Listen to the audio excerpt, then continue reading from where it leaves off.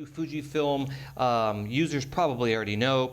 This is nothing new because after I found out this, I started searching it, and sure enough, people do know. But just in case you're here for the first time and you're thinking about getting a Fuji camera, if you want to get more precise exposure, you're going to have to do something in the menu. Now, the cool thing about these Fuji cameras is you got these dials, of course, but the shutter speed dial will only allow you to go in full stop. So if you're exposing for the sky, let's say you're using zebra or you're using the blinkies, and you're increasing your shutter speed to get the light to come down, and you don't see blinkies no more, but you feel like, ooh, I need a little more exposure, so you brighten it back up by one notch, but now you're too bright. You need that incremental, you need less than, one stop of increment. Well, in order to do that, and I believe older cameras, if I'm not mistaken, I think older cameras that had that was one stops as well, and the only way to compensate for that is to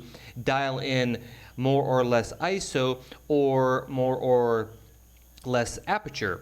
But I don't want to do that. I don't want to lose the aperture that I want for that shot, and I don't want to increase or lower the, well, I'd love to lower the ISO, but I don't want to increase the ISO to make up for that. So what you could do on the Fuji cameras is you put the shutter speed dial in the T, there's a T on here, and lock it. So now I don't use that just for this purpose. I like to dial in and get those third increments more than just one stop. Once you lock that, in the menu, you could set either the front or the back dial for your shutter speed. So now, instead of using the dial, I use the back dial or the front dial, your choice, and now I can do that third of a stop increments instead of one stop.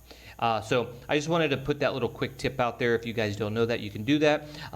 Now, I was going to put the shutter speed on the front because it's kind of nice to hold it easier with one finger, but I'm going to try using the back only because I feel like I might move that, not because it's a Fuji problem. I've done that with my other cameras, is I'd accidentally move that dial. So I might change that, but for right now, I just move it to the back because I feel like you have to want to change that shutter speed. And at least the back dial, I feel like I have to make a point to actually change that. So I still like using the ISO dial because I like to set that and forget it.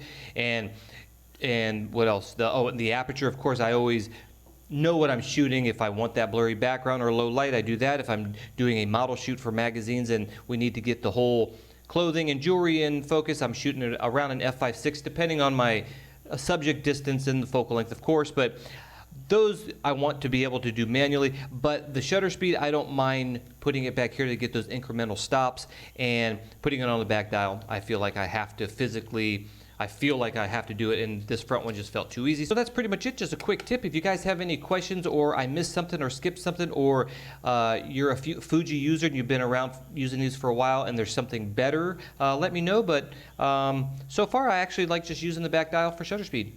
Talk to you later, guys. Bye.